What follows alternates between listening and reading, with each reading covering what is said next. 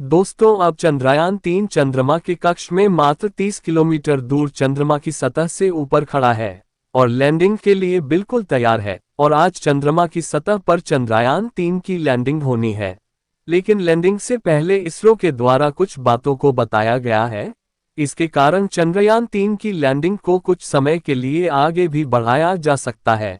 दोस्तों, इसरो ने 23 अगस्त को शाम 6:04 पर IST पर चंद्रयान-3 अंतरिक्ष यान की सॉफ्ट लैंडिंग की योजना बनाई है। जैसा कि इसरो के वैज्ञानिक चंद्रमा की सतह पर चंद्रयान-3 अंतरिक्ष यान की सॉफ्ट लैंडिंग के लिए तैयार हैं। एक वरिष्ठ अधिकारी ने कहा है कि यदि लैंडर मॉड्यूल के स्वास्थ्य पैरामीटर असामान्य पाए जाते हैं तो एजेंसी टचडाउन को 27 अगस्त तक के लिए स्थगित कर सकती है।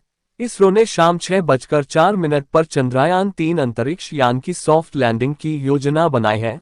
23 अगस्त को IST चंद्रमा मिशन 14 जुलाई को दोपहर 2:35 पर लॉन्च किया गया था। श्रीहरिकोटा से इसरो अंतरिक्ष अनुप्रयोग केंद्र के निदेशक नीलेश देसाई के अनुसार वैज्ञानिकों का ध्यान चंद्रमा की सतह के ऊपर अंतरिक्ष यान की गति को कम करने पर होगा। लैंडर 23 अगस्त को 30 किलोमीटर की ऊंचाई से चंद्रमा की सतह पर उतरने की कोशिश करेगा और उस समय इसकी गति 1.68 किलोमीटर प्रति सेकंड होगी। हमारा ध्यान उस गति को कम करने पर होगा क्योंकि चंद्रमा का गुरुत्वाकर्षण बल भी इसमें अपनी भूमिका निभाएगा। उन्होंने अहमदाबाद में PTI से कहा, अगर हम उस गति को नियंत्रित नहीं करते हैं तो क्रैश लैंडिंग की संभावना होगी।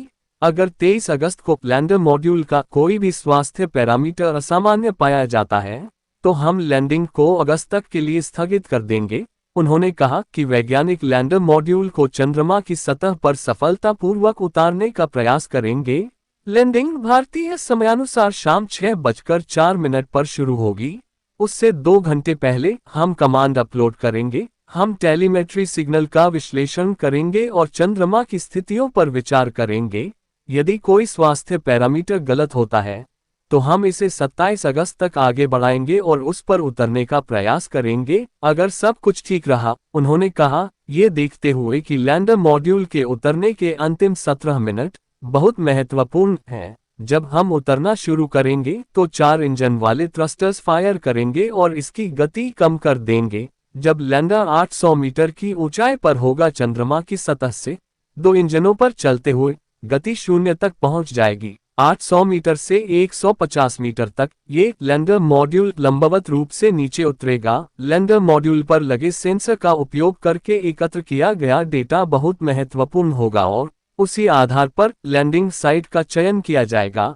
हमारे पास सेंसर हैं जो चंद्रमा की सतह से लैंडर की गति और दूरी के बारे में सटीक जानकारी प्रसारित करेंगे। योजना चंद्रमा की सतह पर सुरक्षित लैंडिंग विभिन्न परिदृश्यों को ध्यान में रखते हुए की गई है। हमें उम्मीद है कि हम 23 अगस्त को चंद्रमा के दक्षिणी ध्रुव पर 70 डिग्री अक्षांश पर सुरक्षित रूप से उतरेंगे। एक अन्य प्रश्न के उत्तर में उन्होंने कहा, इस बार बहुत सारे अपग्रेड किए गए हैं। हार्डवेयर सिस्टम को मजबूत बनाया गया है।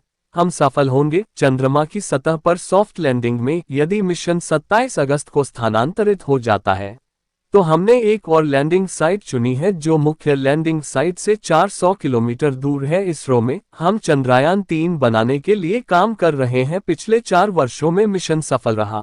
पिछले चंद्रयान-2 मिशन सॉफ्ट लैंडिंग के दौरान विफल रहा था।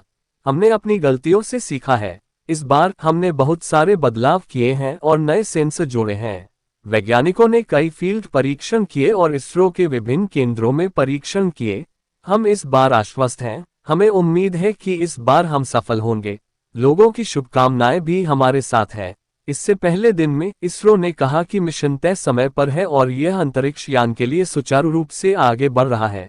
चंद्रयान-3 लैंडर मॉड्यूल की सॉफ्ट लैंडिंग के बाद इसरो ने कहा, मिशन तय समय पर है। सिस्टम की नियमित जांच हो रही है। सुचारू रूप से उड़ान जारी है। चंद्रमा की सतह पर भारत उन देशों के विशिष्ट क्लब में शामिल हो जाएगा जो चंद्रमा की सतह तक पहुंच चुके हैं, जो कि है संयुक्त राज्य अमेरिका, पूर्व सोवियत संघ और चीन। लेकिन चंद्रमा के दक्षिणी ध्रुव पर उतरने वाला भारत पहला देश बन जाएगा और आज चंद्रयान-3 चंद्रमा की सतह पर लैंड करके इतिहास रचने वाला है।